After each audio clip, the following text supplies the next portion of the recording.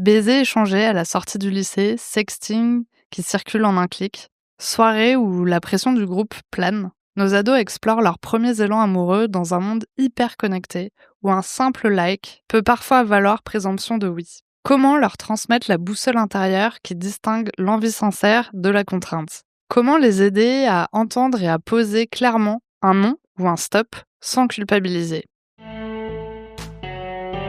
Parentalité et adolescence. Bonjour et bienvenue sur Parentalité et Adolescence, le podcast qui vous donne des outils et des clés dont vous avez besoin grâce à des interviews d'experts sur divers sujets autour de l'adolescence. L'adolescence n'est pas obligée d'être synonyme de chaos, alors soyez joie, il y a des solutions. Avant de commencer, si vous n'êtes pas abonné à la chaîne YouTube, n'hésitez pas à le faire dès maintenant pour ne pas manquer les prochains épisodes. Je vous propose une interview de Louise Tocqueville, sexothérapeute et thérapeute de couple. Louise accompagne aussi bien les femmes que les hommes, les couples que les adolescents. J'espère que cet épisode vous plaira et vous aidera surtout. Bonjour Louise. Bonjour Sarah. Alors pour commencer, pourrais-tu te présenter s'il te plaît? Oui, avec plaisir. Je m'appelle Louise Tocqueville. Je suis sexothérapeute et thérapeute de couple depuis 4 ans et je suis aussi créatrice du podcast La Minute Sexe. Yes, team podcast en avant. Ouais. Alors aujourd'hui, on va parler du consentement et des relations de couple des ados d'aujourd'hui.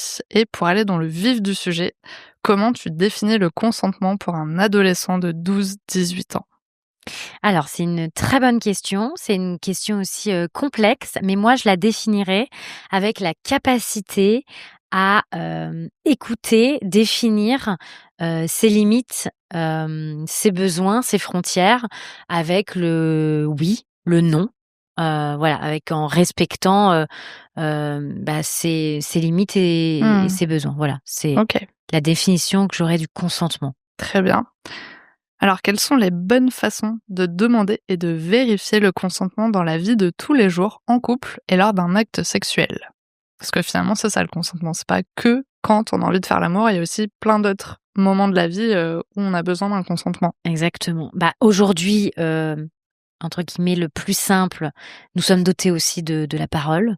Donc, c'est de demander. Parce que oui, c'est oui, non, c'est non. Il n'y a pas d'entre-deux, en fait. Donc, non, c'est pas un oui. Et voilà. Donc, ça, c'est hyper important. C'est d'abord quand il y a la capacité de demander.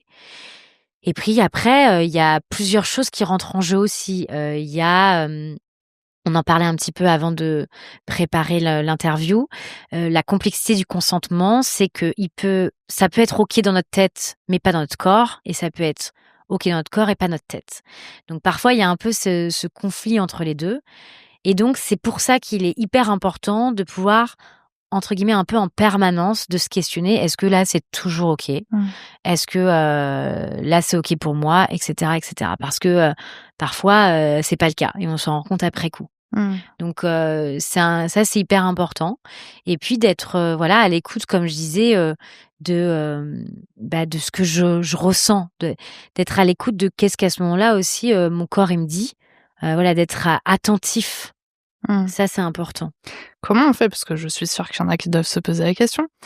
Mais si on n'ose pas poser la question, est-ce qu'il y a une autre façon de demander le consentement finalement? Alors oui, il y a d'autres situations, même si pour moi aujourd'hui, celle de demander, parce qu'avec un oui clair, un non clair, mais comme ce que je disais un petit peu avant, c'est de pouvoir se reconnecter, vraiment se connecter à son ressenti. Qu'est-ce que mon ressenti me dit? Donc ça peut être un questionnement de consentement. Ok. Donc ça serait plutôt de se dire, on va faire un cas très concret. Je sais pas, tu viens de dater avec quelqu'un. T'es un ado, hein, déjà. OK. T'es un ado. Tu viens de dater avec quelqu'un et t'as envie d'embrasser la personne. Ouais. Mais du coup, t'oses pas lui demander, tu te dis: «Ouah, ça craint, si je lui demande, je vais passer par un loser, qu'est-ce que je fais, quoi? Mais si elle me renvoie balader, qu'est-ce que je fais?» Et donc est-ce qu'il y a un moment donné, tu peux faire ce truc un peu comme on verrait dans les films, on a tous grandi avec ça, ce petit moment un peu de ralenti, tu vois? Où tu te dis: «Je m'approche doucement, si la personne s'approche, c'est que c'est validé et si elle recule, bon, bah, c'est mort, quoi».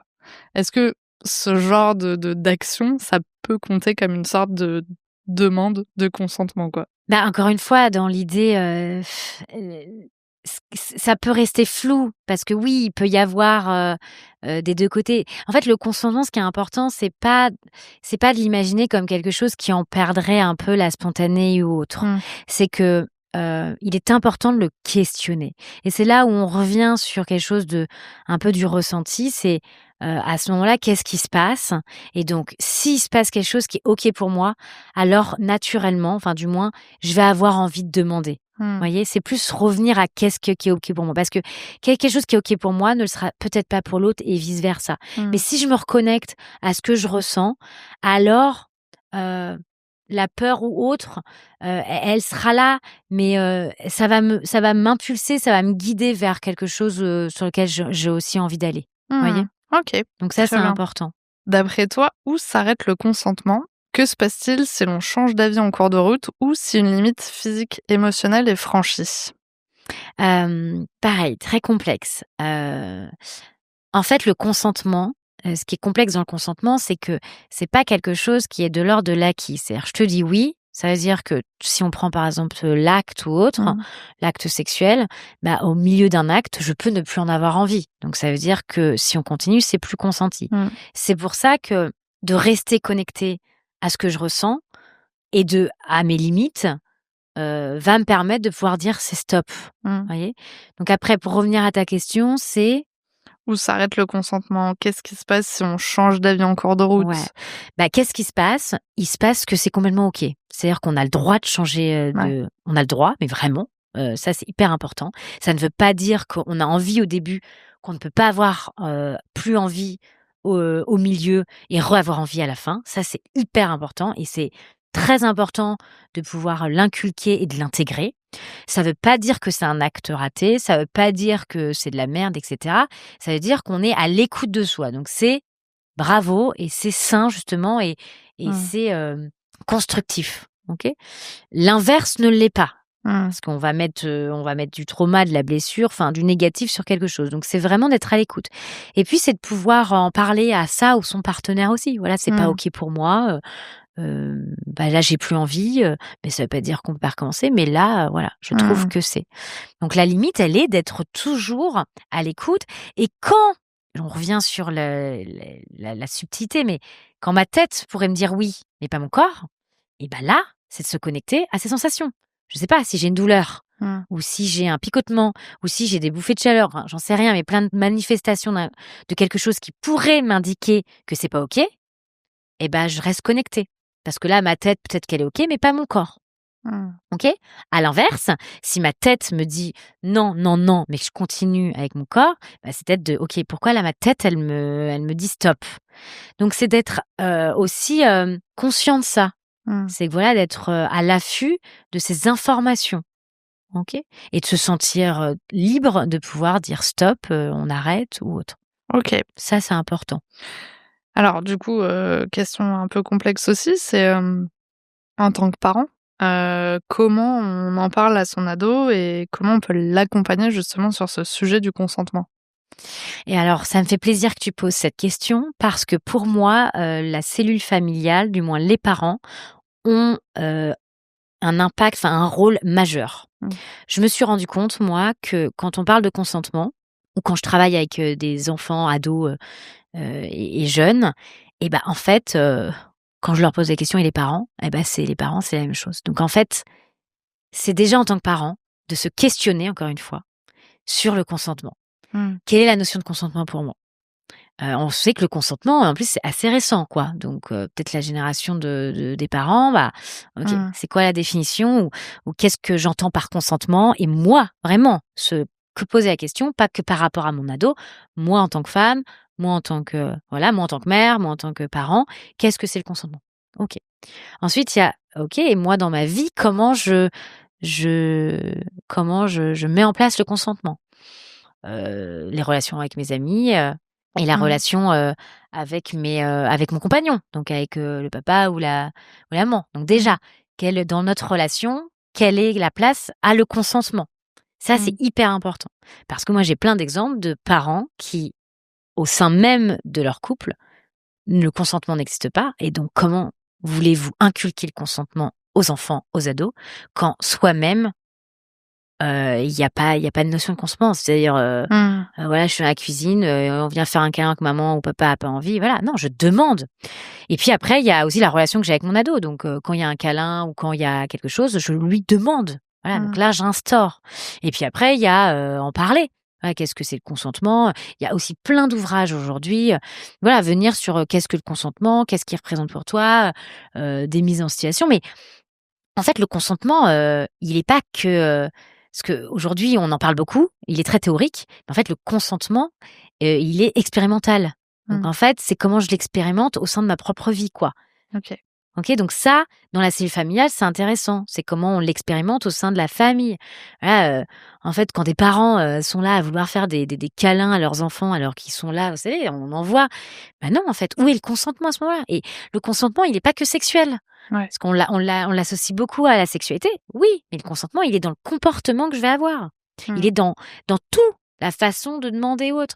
Le consentement, c'est interroger l'autre. Et voilà, et c'est là où, en plus de ça, qu'est-ce que je fais? Je renforce les limites de mon enfant parce qu'il va être en capacité de dire non.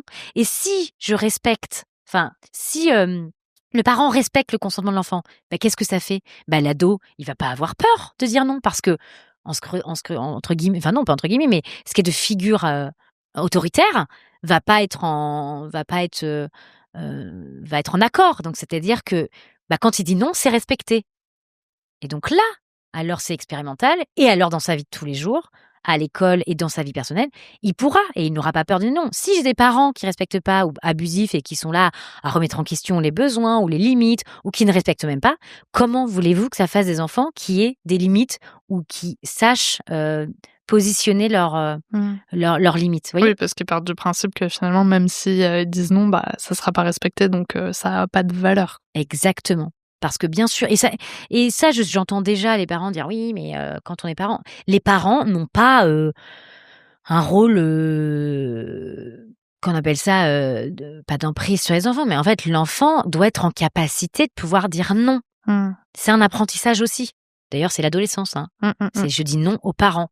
Ouais. Donc oui, phase compliquée, Ouais, mais ouais. c'est aussi la période où ils apprennent à dire non par rapport à l'autre, par rapport à autrui. Mmh. Donc après, c'est tout en expliquant, bien sûr, hein. Je suis pas là en train de laisser dire, amen à tout. C'est OK.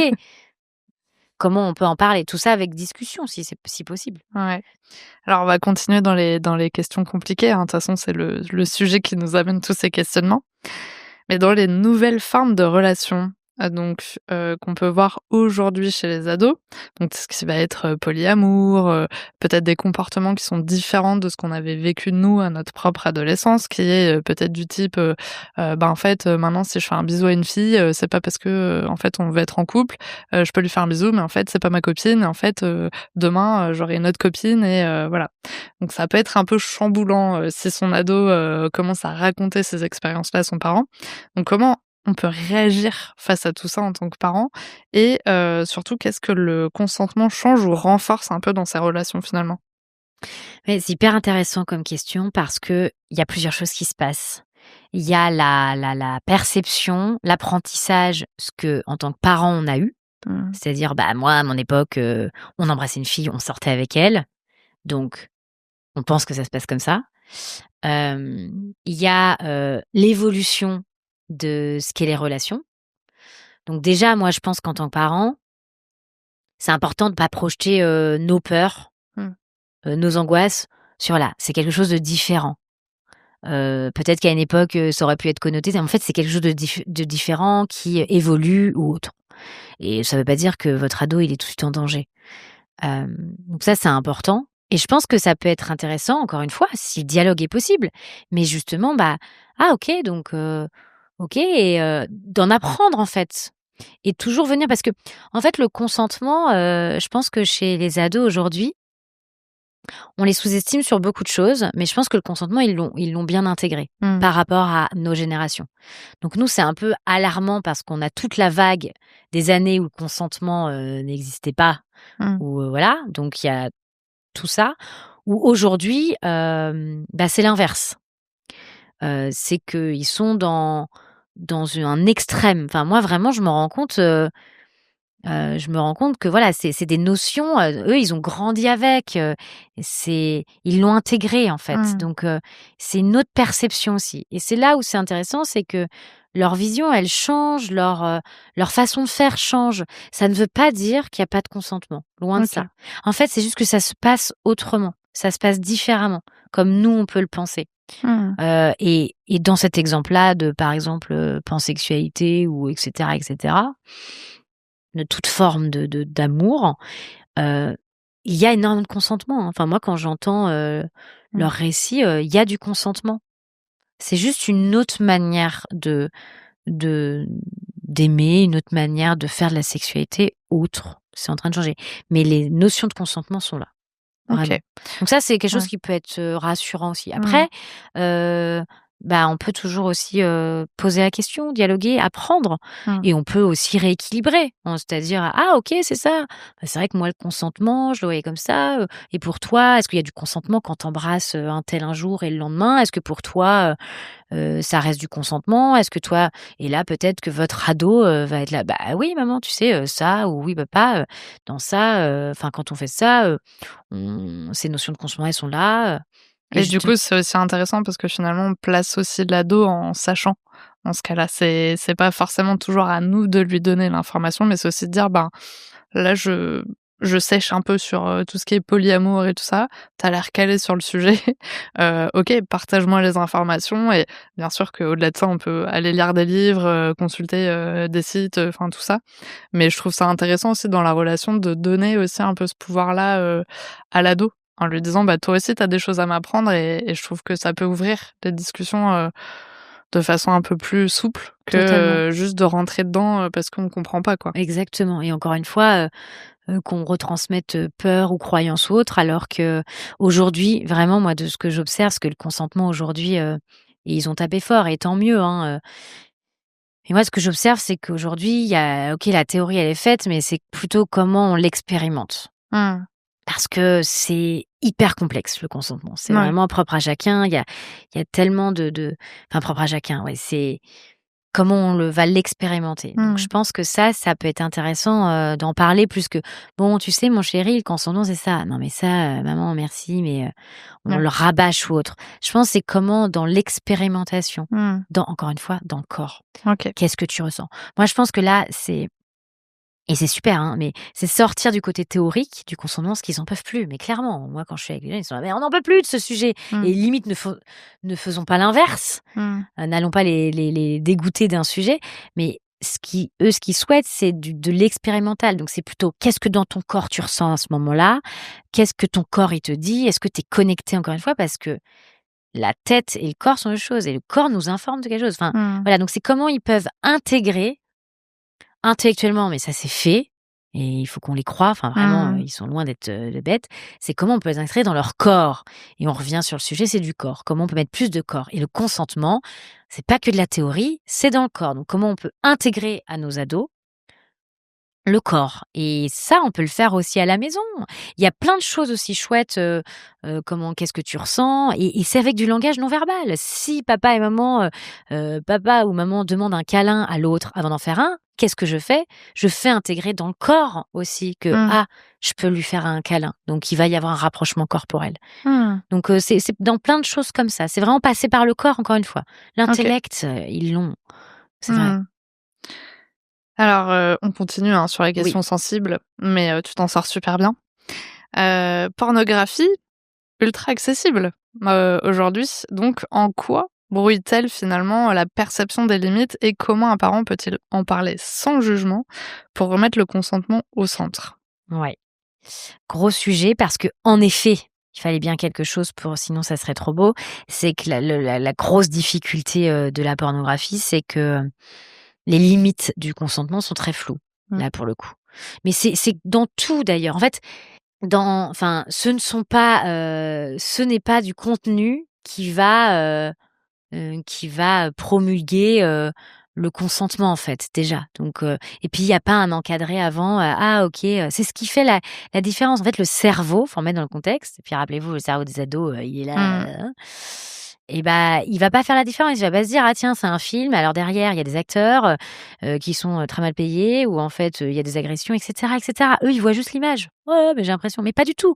Tout ça est faux, voire dans des conditions, extrêmes et ça véhicule de la violence et donc pour le consentement, on n'est pas enfin, il y a aucun porno, hormis le porno éthique, mais qui est payant et on n'en parle pas du tout, assez, qui promulgue le consentement et là, je vous parle même pas que du consentement intellectuel, c'est que du consentement même physique.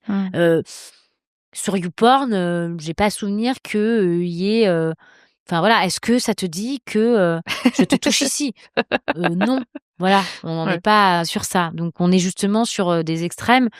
Oui, de toute façon, la pornographie aujourd'hui, de toute façon, la pornographie n'a rien de positif, sur l'impact des corps, de nos sexualités ou autres, quoi. Faut l'imaginer comme le fast-food. Donc plus vous en mangez, plus vous faites du mal, quoi. Que ça soit dans votre corps ou même vous appauvrissez votre palais, parce que c'est un exhausteur de goût, quoi. Donc après vous mangez un plat, le plat il est fade.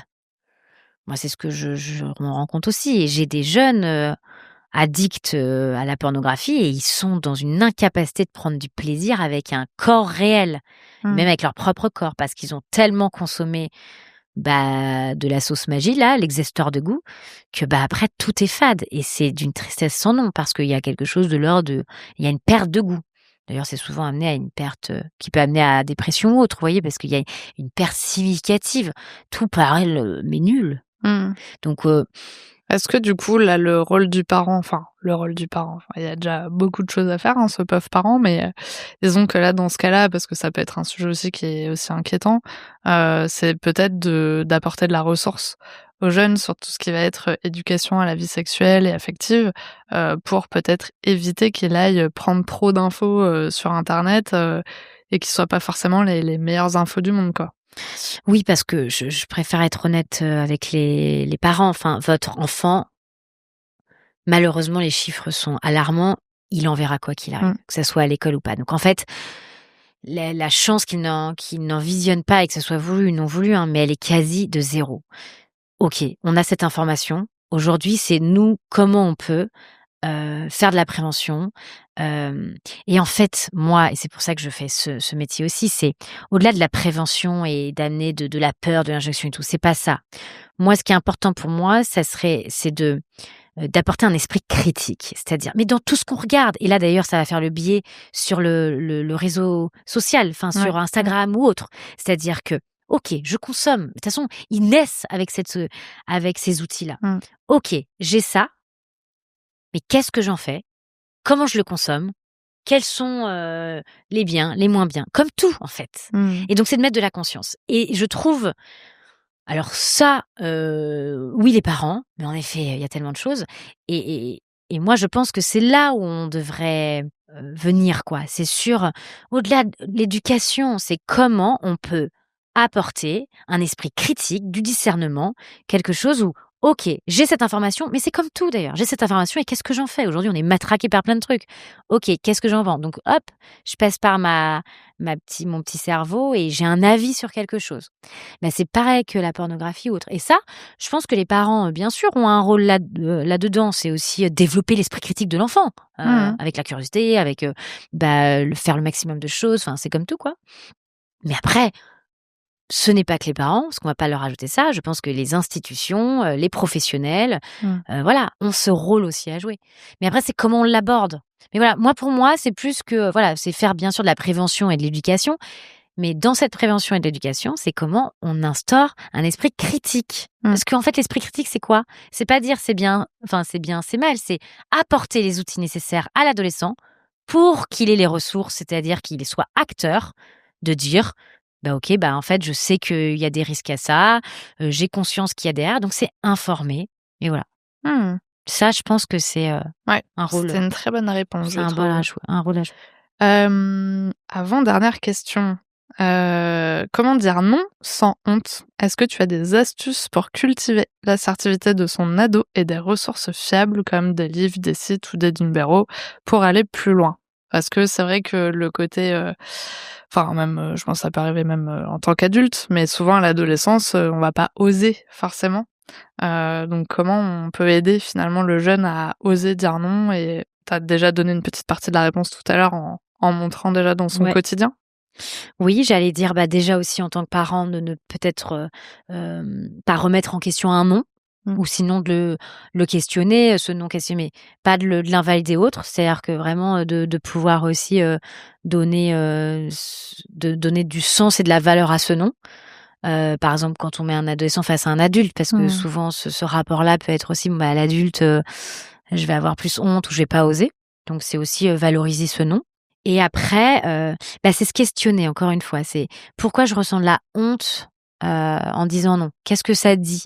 Heu, pourquoi cette honte, elle est là? Est-ce que c'est dans mon enfance, j'ai subi, ou j'ai vécu une situation où j'ai vécu une humiliation quand j'ai dit non? OK, on va travailler ça et on Mmh. va, transformer cette croyance et renforcer justement, la sécurité interne et il a valorisé le non et cetera. Donc se faire aider. Et puis il y a, ce rapport à quand on peut avoir ce doute-là ou ce sentiment-là, heu, bah, peut-être revenir à: «OK, j'ai dit non». La honte en fait, elle appartient à qui?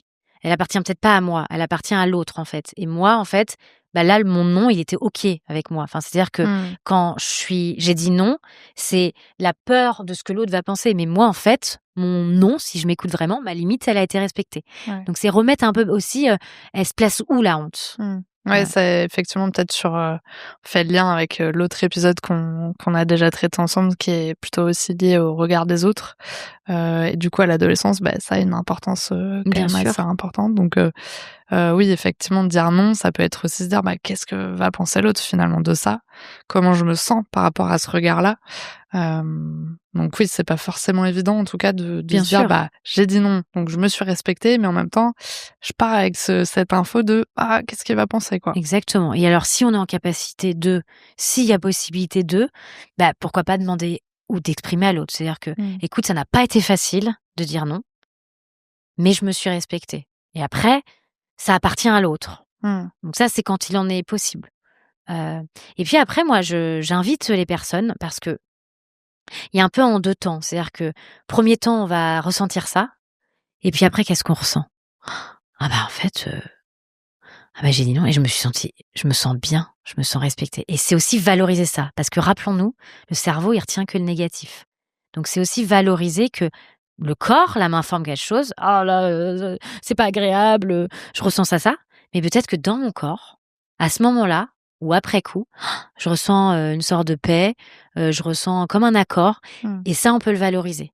Mmh. Ça, on peut dire et ça, en tant que parent, on peut peut-être jouer là-dessus. C'est-à-dire: «OK, il t'est arrivé cette situation, qu'est-ce que tu as ressenti au premier abord?» Ça, OK. Est-ce que tu as eu la possibilité non? Et après coup, qu'est-ce que tu as ressenti dans ton corps? Hop et on remet du corps. Parce Mmh. qu'encore une fois, c'est l'intégration et je vous assure, c'est expérimental. Heu, c'est pas facile de poser ses limites. C'est pas facile, mais poser ses limites, c'est commencer à se respecter. Et Mmh. ça, c'est un truc, qui est hyper parlant.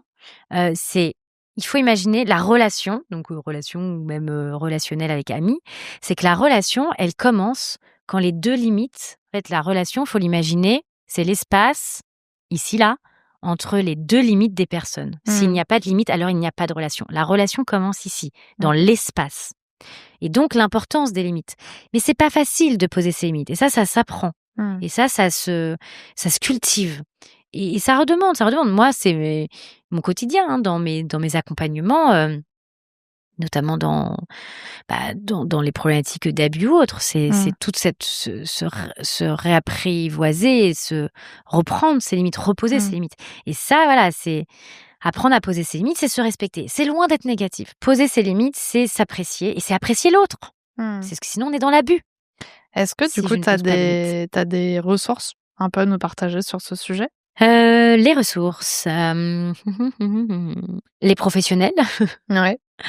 ça c'est pas mal, poser ses limites, Il y a un chouette podcast en tout cas que je peux partager, c'est, le podcast La Chose étrange, où Kitri, donc l'hôte du podcast, va échanger avec des jeunes justement sur différents sujets autour de ces sujets, autour de la sexualité, des relations amoureuses, amicales, et ça peut être intéressant pour les parents, je pense, d'entendre des jeunes sur ces sujets-là, mais également de le transmettre du coup ce support à leurs propres ados, pour qu'ils aient justement la ressource et qu'ils entendent des témoignages d'autres jeunes aussi. C'est ça qui peut aider aussi dans le cheminement, quoi. Totalement.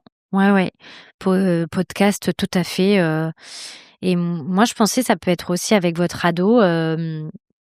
Par exemple, énumère-moi quelques limites qui pourraient être claires. Après, les limites, elles peuvent être questionnées, mais ça peut être intéressant de les interroger aussi. Ou qu'est-ce que pour toi les limites? Ça peut être pas mal. Et après, bon, ça, c'est des petits exercices que je fais plus en consulte, mais c'est aussi la posture. En fait, comment tu te sens quand tu me dis non, quoi. Ok, qu'est-ce que tu ressens dans ton corps à ce moment-là? Qu'est-ce qui se passe? Et donc, j'ai du mal à dire, ok, pourquoi? Et de venir questionner. Et peut-être que de là, venir intégrer différemment et ressources. Et puis après, oui, podcast. Là, j'ai pas tout de suite. Bon, si tu nous en trouves une ou deux, on pourra les rajouter en description du coup de l'épisode, mais en tout cas voilà, il y a ce podcast-là, et puis il y a bien sûr plusieurs livres. Il y a plein de petits trucs aussi, des petites vidéos explicatives du consentement. Je pense à celle avec la tasse de thé, là, qui sont très simples à comprendre. Voilà, mais moi je pense aujourd'hui, avec les ados notamment, il y a beaucoup de travail qui sont faits sur la théorie, mais moi je pense qu'il y a un gros travail d'expérimentation. Le consentement se vit. Il s'intellectualise, il ne s'intellectualise pas que, quoi. Il se vit aussi. Et encore une fois, repasser par le corps. Et je pense qu'il y a vraiment quelque chose à faire avec les ados là-dessus. Ok. Alors pour finir, comme d'hab, petite question. As-tu un message à transmettre aux personnes qui nous écoutent aujourd'hui? Le message que je donnerais, c'est que le consentement, oui, il y a une définition, mais le consentement, il est à l'intérieur de vous. Il est dans l'intuitif, il est dans votre corps, il est dans ce que vous allez ressentir. Donc, quoi qu'il se passe, soyez à l'écoute de ça, et il n'y a pas à questionner, en fait. Votre corps, c'est notre corps, c'est vraiment de se rallier à ça, et surtout de pouvoir se sentir libre d'exprimer les choses, d'accepter de déplaire, c'est pas facile aussi, et de se sentir en confiance aussi pour exprimer quand quelque chose n'a pas été ok. Et ça, encore une fois, c'est pas ok, mais c'est ok en fait. Donc justement, plus on va pouvoir et venir travailler sur ses limites. Donc c'est d'être maximum, parce qu'en fait, le consentement, je trouve que on le visualise et on l'intellectualise beaucoup par rapport à l'autre. Mais en fait, un consentement, il part aussi déjà de soi. Si le consentement à l'intérieur de nous, il est, on sait on sait l'intégrer, on sait le ressentir, alors l'action d'être avec l'autre, il va se faire. Mais c'est comment je l'intègre aussi. Qu'est-ce que le consentement pour moi, quoi? Parce que ça, c'est aussi ça. C'est voilà, comment je l'intègre. Parce que si je le fais par rapport au non, c'est un peu comme l'empathie, quoi. C'est comment je peux développer chez moi une capacité d'empathie. Comment je peux développer chez moi une capacité de consentement, plus qu'un outil que je vais intégrer. Pour moi, aujourd'hui, ce qui est important, c'est de développer le sentiment de consentement. Donc, je vais loin, ça serait quelque chose que l'on pourrait, intégrer intrinsèquement pour pouvoir mieux vivre ensemble. Voilà, comme un peu l'empathie. L'empathie, ça se développe, mais ça se cultive. C'est-à-dire qu'il y a des enfants, voilà, c'est de 5 ans à 8 ans, ça se crée, mais si on la cultive pas, ça peut ne pas être là. Donc ce serait pareil avec le consentement. Ça serait c'est dans nos cellules en fait. Donc comme l'empathie, quelque chose qu'il faut cultiver. Donc au sein de toutes les institutions, de la famille, etc. Comme l'empathie. Moi, ça serait vraiment, c'est comme ça que je pourrais le percevoir. Donc cultivons, plus que apprenons, cultivons, intégrons le consentement. Donc c'est dans l'être et pas dans le faire. Magnifique. Encore un trop beau message pour finir cet épisode. Merci d'avoir accepté mon invitation sur le podcast. Merci beaucoup, Sarah. Merci d'avoir regardé la vidéo jusqu'au bout, j'espère qu'elle vous a plu. N'hésitez pas à la partager autour de vous et on se retrouve la semaine prochaine pour un nouvel épisode. À bientôt!